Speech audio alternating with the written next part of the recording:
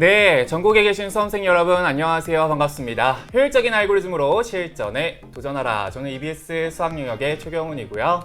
논리적 사고를 세우는 프레임 수학 김지성입니다. 네, 여러분들 드디어 여러분들 기대하고 많이 걱정하셨을 것 같은 2027학년도 수능을 대비하는 6월 모의평가가 드디어 오늘 이제 마무리가 되었습니다. 오늘 시험 또 어땠는지 이제 간략한 또 출제 경향과 함께 또 과연 EBS의 이 다양한 연계 교재들이 어떻게 반영되었는지 알아보기 위해서 저희 이렇게 지속생과 함께 라이브에 함께하게 됐는데요. 선생님 오늘 시험 또 어떻게 보셨나요? 그 학생들 풀어볼 때 보통 저희도 같이 풀어보잖아요. 그렇죠. 네, 그래서 저도 같이 풀어봤더니 일단 공통 영역에서 한 앞에 14번까지 그리고 단답형에서 20번까지는 조금 평이했던 것 같고 나머지 한 3개의 문항이 학생들을 조금 괴롭히지 않았을까라고 생각이 들더라고요. 경훈 쌤 생각은 어떠세요? 네, 저도 이제 오늘 이제 학교에서 아침에 이제 우리 친구들이 실제 이제 그 2교시의 수학 영역 시험을 보는 것을 이제 감독을 하고 왔는데요. 그래도 저도 이제 같이 한번 풀면서 이제 과연 이제 제가 또 가르쳤던 내용들이 얼마나 많이 나왔을까라는 생각을 하면서 이렇게 풀어봤는데 그래도 조금 비교적 수월하게 풀 수 있는 문제들도 많았고 또 어려운 문제는 뭐 항상 그 자리를 또 차지하는 문항들이 있잖아요. 그래서 좀 그러한 부분들에 대해서는 또 시간 안배를 어떻게 하는지가 굉장히 중요했던 시험이라고 생각합니다. 어떻게 선생님 전체적으로? 네, 제 생각에도 학생들이 일단 한 중위권 학생들은 조금 쉽게 느껴졌을 것 같고 그렇죠. 근데 상위권 학생들은 앞부분은 쉬운데 맨 마지막에 선택 과목에서 한 3문항 정도가 다 어려웠었잖아요. 그러다 보니까 마냥 쉽지만은 않았을 것 같다라고 생각이 들어요. 네네네. 혹시 경훈쌤 시험 치기 전에 뭐 수능 특강 수학 1 하셨으니까. 네, 그렇죠. 맞아요. 네, 어떤 유형이 조금 나오지 않을까 예측하셨나요? 네, 이제 저는 이제 여러분들과 함께 이제 혹시 또 여기 지금 라이브 보고 있는 친구들 중에 또 선생님의 수능 특강 수학원을 함께한 친구들이 있을 수도 있을 것 같다는 생각이 드는데요. 저는 그 수능 특강 수학 1을 사실 진행하면서 이렇게 몇몇 친구들이 굉장히 어려워요, 선생님. 너무 여기 진짜 맞아요. 해야 되나요? 라고 맞아요. 얘기했던 부분들이 있었어요, 분명히. 저도, 그런데 또 그런 거에 비하면은 그래도 조금은 좀 할 만한 문제들 좀 많아서 우리 친구들이 실제 조금 자신감을 좀 얻지 않았을까라는 생각이 또 드는데 과연 어땠을지 궁금합니다. 선생님 또 수능 특강 수학 2를 하셨잖아요. 맞아요. 선생님은 저도, 어떻게 좀 생각하셨나요? 그 수능 특강 수학 2를 풀었을 때 뭐 레벨 2, 레벨 3 넘어가면서 학생들한테 고난도로 그리고 굉장히 논리적인 접근을 요구하는 문제들이 많이 있었거든요. 그렇죠. 근데 그렇게 많이 연습을 하다 보니까 아마 이번 6월 모의 평가에선 대부분의 문항들이 조금 더 수월하지 않았을까. 그리고 정말 운 좋게도 제가 학생들이 공부하면 좋을 것 같아서 추가적으로 설명했던 부분들이 있는데 그 부분들 중에서 그 부분들 중에서도 시험 문제 나왔던 부분이 있어서 학생들이 좀 도움이 되었겠다라고 생각이 들더라고요. 네. 이게 이제 아무래도 뭐 6월 평가원 시험 자체를 엄청나게 준비를 또 많이 하고 뭐 이렇게 많이 이제 좀 뭔가 준비가 되어 있는 상태에서 또 들어가는 친구들도 있지만 또 그렇지 않은 상태에서 이제 또 실제 또 현역 같은 친구들은 되게 힘들 수도 있다는 생각이 들어서 이게 등급대 어떤 이제 하위권 뭐 중위권 상위권에 따라서 조금씩 느꼈던 체감 난이도는 다를 수 있을 것 같아요. 맞아요. 아마 뭐 중위권 학생들은 조금 평이하게 느꼈을 반면에 상위권 학생들이 조금 어렵지 않았나? 그 다음에 기출에서 뭐가 유사한 게 있었지라고 고민이 들면서 앞으로의 공부 방향에 대해서도 많이 고민이 될 것 같아요. 네, 맞아요. 그리고 우리 여기 지금 또 Q&A 뭐 게시판 실시간으로 수학 시간 배분이 너무 어려워서 시간을 어떻게 단축해야 되는지 저희 근데 사실 시간 안배를 하는 것도 굉장히 중요하잖아요. 선생님 어떻게 좀 생각하시나요? 근데 뭐 이거 누구나 다 할 얘기인 것 같은데 사실 제일 중요한 건 내가 최대한 많이 풀어야지가 아니라 내가 맞춰야 될 문제는 꼭 맞히고 가야 되겠다라는 그런 전략이 우선인 것 같잖아요. 그러다 보니까 조금 풀다가 당연히 막힐 수 있거든요. 그렇죠. 저도 조금 막혀요. 가끔 계산 실수도 하고. 맞아요. 그럴 때에는 그냥 사뿐하게 넘어간 다음에 다른 문제 풀다가 다시 오면 다시 보일 수도 있으니까 일단 내가 확실하게 맞춰야 되는 문제부터 먼저 맞히는 게 그냥 전체적으로 봤을 때도 제일 정확한, 그리고 제일 맞는 전략이 아닐까라고 생각이 들어요. 네, 실제 우리 친구들이 지성생 강의 보고 점수 되게 잘 받았다고 또 이야기를 하네요. 그러니까 결론적으로 이 시험을 또 운영하는 것도 굉장히 하나의 실력이기 때문에 실제 얼른 또 딱 봤을 때 뭔가 길이 안 보이거나 좀 어렵다는 생각이 들거나 막히면 빨리빨리 또 다음 문제로 넘어가야 되는데 이게 말만큼이나 좀 쉽지가 않고 이제 결국에는 내가 투자해야 되는 어떤 그런 시간 배분을 빨리빨리 잘해서 좀 얼마나 앞에 있는 문항들을 좀 더 빠르게 푸느냐가 결국에는 뒤에 굉장히 또 난도가 높은 변별력 문항들을 풀어낼 수 있는 힘이 아닐까라는 생각이 듭니다.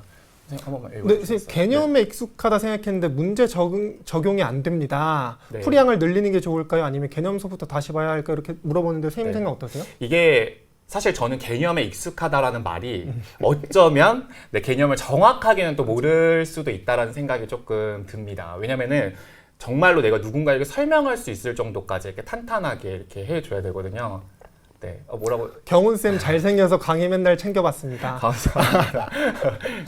사랑합니다. 네, 네. 아, 네, 저도 이어서 하자면은 네네네네. 제가 아는 선생님께서 추천하신 방법인데 어떤 개념을 설명하기 위해서 그렇죠. 굉장히 좋은 방법 중에 하나가 네. 여러 가지 예시를 만들어 보는 거라고 하더라고요. 뭐 네. 예를 들어서 삼각함수의 활용이 될 수도 있고요. 아니면은 뭐 미분이 될 수 있고 적분도 될 수 있는데 네. 어쨌든 내가 설명하고자 하는 개념에 대한 예시를 여러 가지 만들어 보고 그 예시를 설명하는 과정을 통해서 개념 이해도를 점검할 수 있다고 하는데 네. 제가 학생들한테 정말 해봤거든요. 근데 이게 진짜 도움이 되더라고요. 그렇죠. 저희도 학교에서 이렇게 또래 멘토링 같은 프로그램도 실제 진행하거든요. 그러면은 사실 제가 많이 개입을 하지 않고 우리 친구들한테 한번 이거 A 친구가 한번 설명해봐. 그러면 이제 B 친구가 또 이런저런 얘기를 하고 이제 그러는 과정 중에 제가 이제 중간에 조금씩 도움을 주는 방향인데 확실히 그런 문제들은 일단 아이들이 기억을 좀 많이 하니까 실제 이렇게 6평이나 9평이나 이렇게 중요한 시험에 그거랑 유사한 문제가 나오면 이거다라고 하고 조금 잘 풀 수 있는 부분이 있지 않을까. 여기 근데 지송쌤도 잘생겨가지고 강의 보고 있다라고 이야기를 하네요. 굉장히 민망합니다.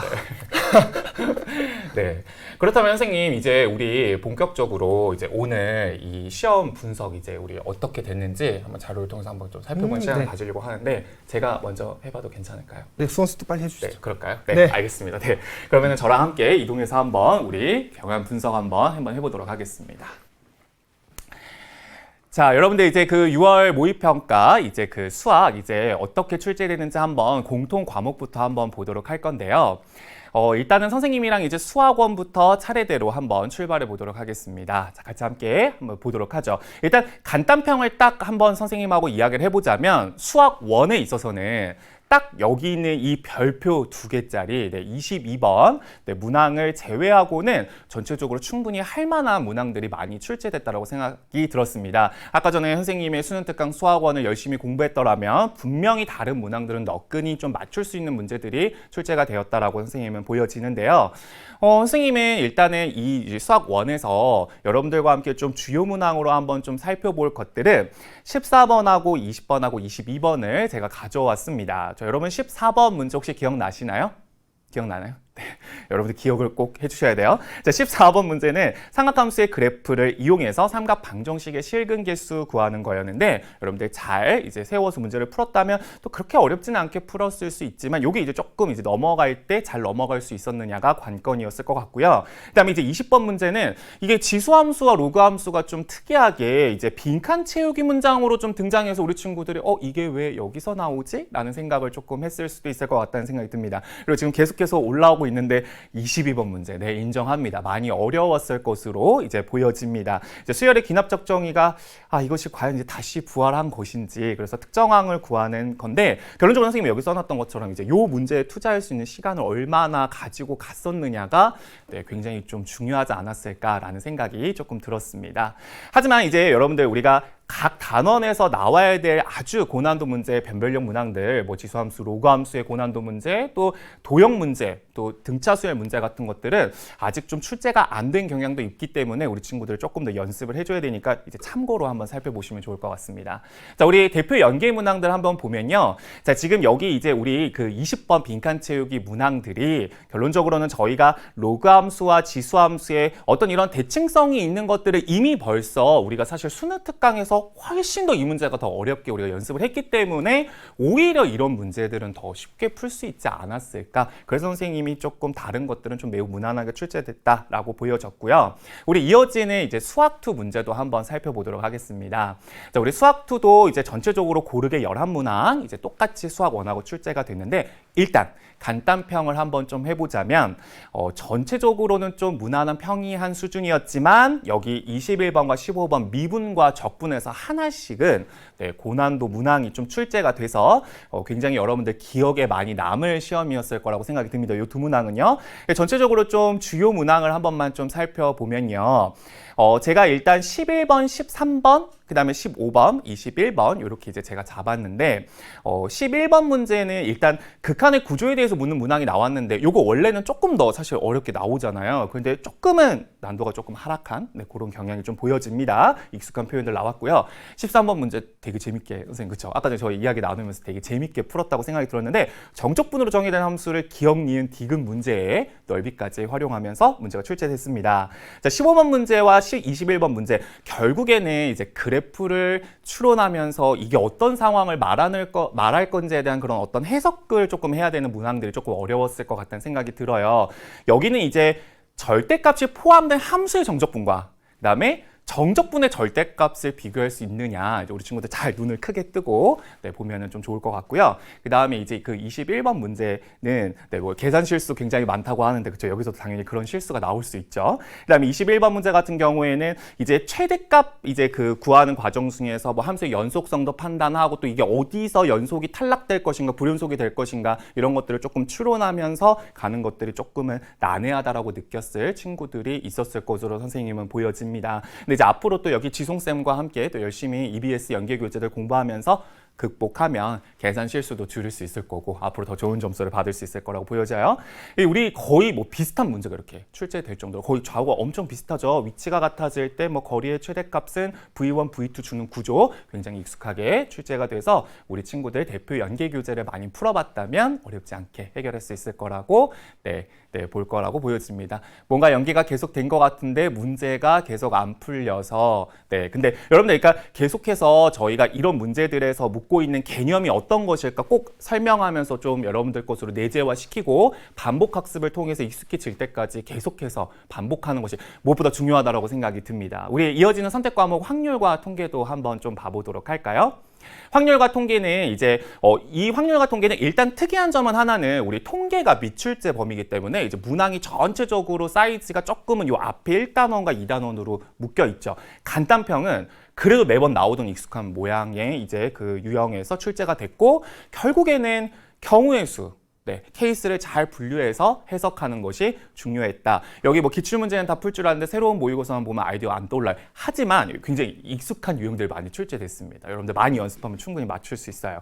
자, 주요 문항들 선생님하고 한 3문항 정도 좀 살펴보는 시간을 가져보도록 하겠습니다. 자, 28번 문제는 이제 28, 29, 30이 이제 가장 까다로웠을 것으로 보여지는데요. 28번 문제는 제시문에 있는 시행의 규칙에 따른 확률 구하기인데 요거랑 좀 비슷한 문항의 수능 특강이 실제 있었거든요. 이따 한번 보시고요. 29번은 중복조합을 이용해가지고 결국에는 조건부 확률을 구했는데 뭐 같은 것이 있는 순열로 풀 수도 있고 이제 상황에 따라서 여러분들이 다르게 해석을 했을 수 있을 것 같아요. 그리고 비교적 접근하기가 어렵지는 않았을 거라고 보여지고요.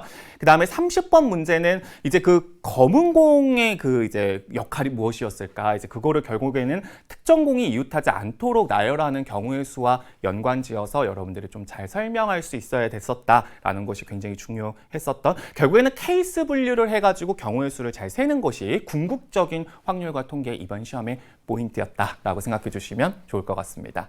제가 아까 말씀드렸던 것처럼요.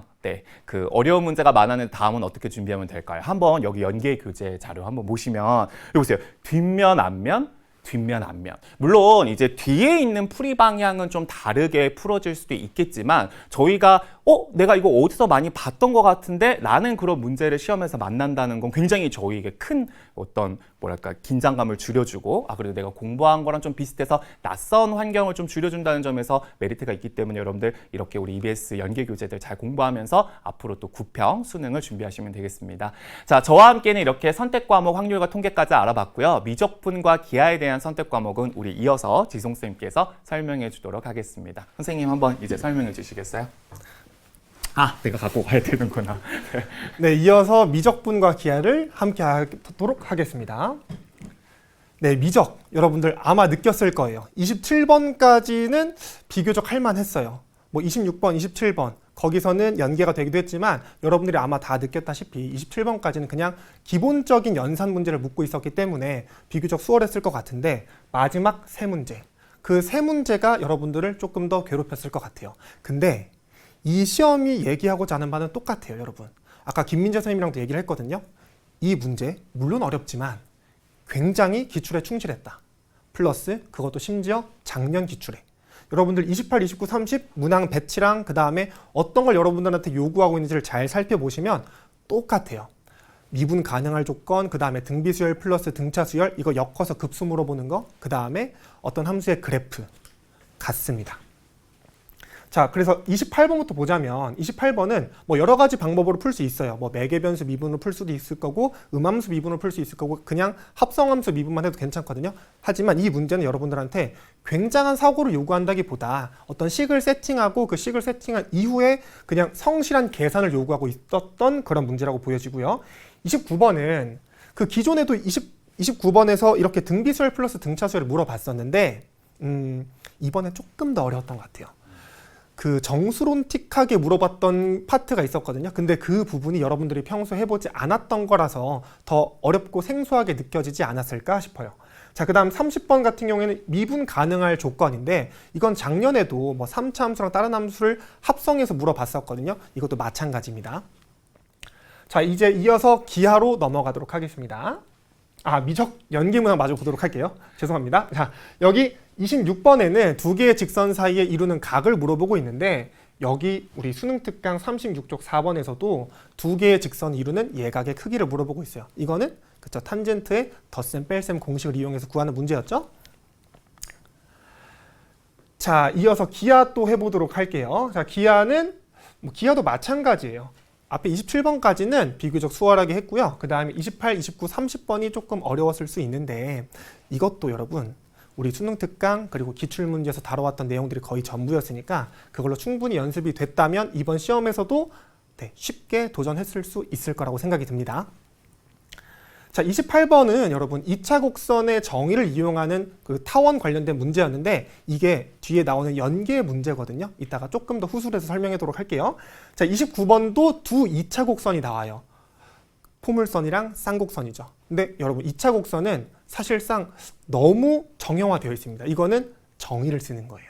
내가 두 개의 교점이 있을 때 그 교점이 각각 쌍곡선 위에도 있고 포물선 위에도 있기 때문에 각각의 정의를 내가 어떻게 적용하느냐, 그 다음에 우리 많이 나오는 뭐 피타고라스 정리 쓰고 이런 문제라고 보시면 될 것 같아요. 자, 그러면 30번에는 벡터의 내적 관련된 문제인데 이 문제가 겉보기 쉽지 않았을 거예요.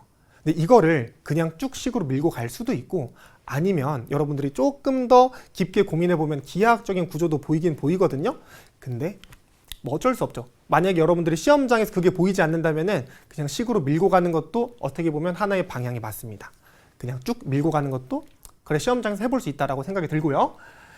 자, 이제 대표 연계 문항을 보도록 할 건데 여기 보면은 이 문제가 유독 어렵다라고 느껴졌던 게 이 상황에서 내가 어떤 도형을 가지고 어떤 법칙을 쓸 것인가 이게 고민이었을 것 같거든요. 근데 여기 굉장히 유사하게 나와 있어요. 자, 한번 살펴보도록 하겠습니다. 맨 첫 번째 조건이 PF랑 FQ의 길이 B가 나와 있죠. 여기도 마찬가지입니다. 3대2로 내분하는 같은 상황이에요. 그 다음에 여러분들 풀어보면 알겠지만 결국에는 이 2차 곡선의 정의를 쓴 다음에 코사인 법칙을 쓰게끔 되거든요. 근데 이 풀이도 마찬가지예요. 여러분들 이 각을 이용해서 코사인 법칙을 쓰는 그런 문제였습니다. 근데 여러분 솔직히 인정하잖아요. 이게 도형 관련된 문제는 기본적으로 도형이 유사하게 나오면 내가 친숙하게 느낄 수밖에 없어요. 여러분들이 수능 특강의 문제를 잘 학습했다면 여기서 길이비를 이용하고 그 다음에 정의를 쓰고 그 다음에 코사인 법칙을 쓰고 이런 과정들을 충분히 연습했다면 그리고 기출문제도 충분히 EBS-I와 함께 공부했다면 접근할 수 있었을 거라고 저는 생각이 들어요. 자, 수학 시간 배분이 너무 어려워요. 시간 단축 팁 알려주세요. 뭐 공통 과목과 선택 과목 비중을 어떻게 하면 좋을까요?에 대한 얘기를 이제부터 경훈쌤과 함께 하도록 할 건데요. 앞으로 6월 이후에 우리가 어떻게 공부할 것인지 그리고 학생들은 어떤 고민을 갖고 여러분들은 우리에게 어떤 답을 원하고 있는지 경훈쌤과 소소하게 얘기를 나눠보도록 하겠습니다. 네, 선생님. 너무 잘 들었습니다. 선생님. 좋은 얘기였나요? 네, 좋은 얘기였습니다. 한눈에 딱 알아볼 수 있고 또 선생님 얘기가 이제 무슨 말인지 공감이 됐습니다. 그 실시간으로 지금 우리 친구들 그 Q&A에 이제 이렇게 글도 올려주고 채팅 이제 선생님들도 다 같이 보고 있거든요. 근데 우리 요거 아까 전에 이제 선생님 그 설명하실 때 올라왔던 건데 수학 공통 과목과 그 다음에 선택 과목 비중을 좀 어떻게 잡고 공부해야 될까? 이거 굉장히 진짜 어려운 문제 중에 하나죠. 저 먼저 얘기해도 될까요? 네, 그럼요. 네. 근데 지금 시험의 트렌드 자체가 네. 그 공통에서 확실하게 주고 싶어 하는 것 같아서 제 생각에는 공통에서 기본적인 2, 3점 그리고 쉬운 4점을 먼저 얻어가는 구조가 돼야 될 것 같거든요. 네. 그래서 지금 그게 안 되어 있다면 그걸 우선적으로 공부하는 게 맞는 것 같고 네. 본인이 2, 3점 그리고 쉬운 4점까지는 확실하게 맞출 수 있고 공통에서 어려운 4점도 내가 충분히 도전할 수 있는 수준이다. 그러면 선택 과목의 비중을 많이 늘리는 것도 유효할 것 같아요. 네. 그리고 저는 실제 또 학교에서 제가 지금 고등학교 3학년 이제 우리 또 학생들을 지도하고 있는데 실은 또 학교에서 고3에서 배우는 과목이 이제 선택 과목이 미적과 확통 뭐 이런 것들을 배우다 보니까 이게 이제 애들이 이제 언제 공통 과목을 준비하냐고. 근데 사실 육모 이후에 또 바로 또 기말고사가 사실은 기다리고 있잖아요. 맞아요. 그래서 우리 친구들한테 고민이 될 것 같은데 일단은 이제 육모 이제 지나가고 요거를 피드백을 좀 잘 해놓고 일단 어쩔 수 없이 또 선택 과목들에 관련된 내신 준비도 또 마무리해야 되니까 일단 그 마무리하고 특히 이번 여름 방학 때는 또 공통 과목에 대한 비중을 조금 늘려서 이제 비율을 좀 잘 관리하면서 좀 성적 관리를 하는 것이 좀 중요할 것으로 저는 보여집니다. 선생님 어떻게 생각하세요? 제 생각에도 그런데 네. 근데 당황스러운 질문이 하나 들어와가지고 이걸 얘기를 안 할 수가 없어요. 네, 저거요. 네. 선생님 수학 점수 때문에 전체 등급이 안 올라요. 다른 과목과의 밸런스를 어떻게 맞춰야 할까요? 이렇게 물어보는데 어떻게 생각하세요, 경호쌤?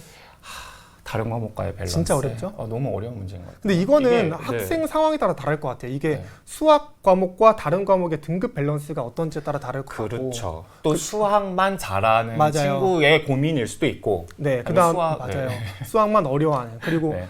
이게 다른 등급까지 높았을 때 우리가 결국 정시에서 노리는 거랑 그다음 또 그렇죠. 다르잖아요. 그래서 네. 그런 전략적인 접근도 필요할 것 같고요.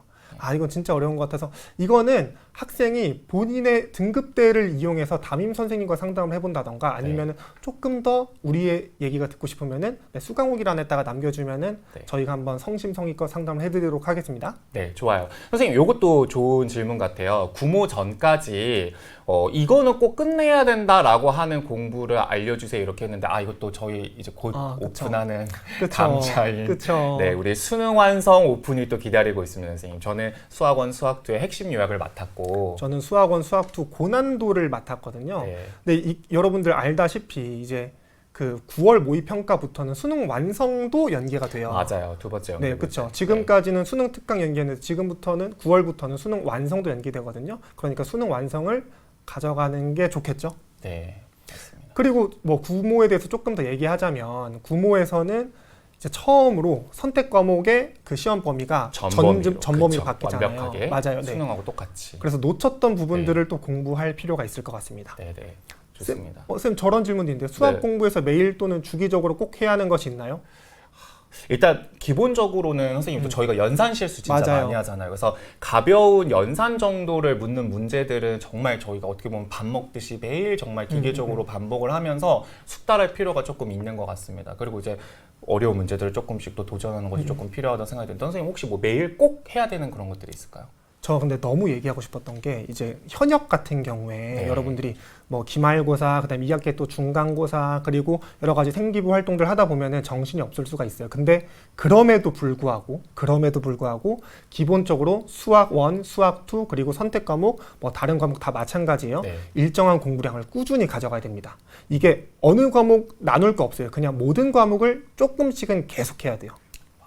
결론적으로는 어떤 편식하지 말고 어쨌건 공통 과목과 또 선택 과목의 그런 비율을 본인의 지금 현재 실력에 맞춰서 조금 이렇게 적절하게 안배하면서 뭐 시험 볼 때도 시간 전략, 그다음에 또 우리가 학습 계획을 세울 때도 시간 전략이 중요할 것 같은데 시간은 너무 많이 뺏기는데 어떤 연습이 필요할까요? 선생님 혹시 전달해주고 싶은 얘기가 있을까요? 그 정말 어려운 문제는 계속 출제될 수밖에 없거든요. 그렇죠. 이게 어느 시험이나 마찬가지인데 그 최상위권을 변별하기 위해서 어려운 문제들이 계속 출제는 되고 있어요. 근데 사실 그 어려운 문제들도 네. 어떻게 따지고 보면은 3점짜리의 총합이라고 볼 수 있거든요. 네, 그래서 그렇죠. 여러분들이 제가 추천하는 공부 방법은 그 이미 여러분들이 풀어봤던 초고난도 문제들 네. 아니면 기출에 나왔던 문제들 네. 그런 것들을 조건을 하나하나 분석해 보는 게 좋아요. 뭐 제가 흔히 하는 방법은 예를 들어 3차 함수다. 그럼 미지수가 4개네.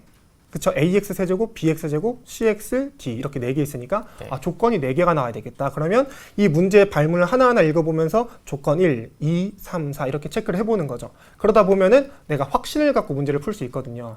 근데 어려운 문제에서 만약에 그 과정이 막히면 뒤에를 풀 수가 없어요. 그럼 여러분들은 계속 무기력을 학습할 수밖에 없거든요. 그래서 제가 추천하는 방법은 그렇게 쪼개보고 그 다음에 잘 안 풀렸다. 그러면 해설 강의를 들어도 되고 아니면 풀이를 봐도 되지만 다시 돌아가서 내가 놓친 다른 사람들은 봤는데 내가 놓친 조건은 뭐가 있는가 그거를 따져볼 필요가 있어요. 저는 이제 항상 그런 좀 어려운 문제들을 풀 때는 주제별로 조금 공부하는 게 좀 중요한 것 같아요. 그러니까 오늘은 내가 수열의 조금 고난도 문항들을 쫙 한번 풀어보겠다. 그래서 집중해서 풀고 또 어쩔 때는 이제 3차 함수 그래프 추론 문제를 한번 풀겠다. 그래서 주제별로 쫙 이렇게 우리가 좀 뭐랄까 몰입이라고 할까요? 네, 그렇게 해주게 되면은 조금 거기에 대한 자신감이 조금 붙을 수 있는 것도 좀 이렇게 주제별로 통으로 공부하는 것도 한 가지 좀 저는 공부 방법의 팁이라고 생각이 듭니다. 네. 지금 오답 노트를 쓰고 있는데 그냥 네. 다시 풀어보는 수준이에요. 어떻게 정리해야 될까요? 이거 저부터 얘기해도 될까요? 네. 이거 너무 얘기하고 싶은데 네.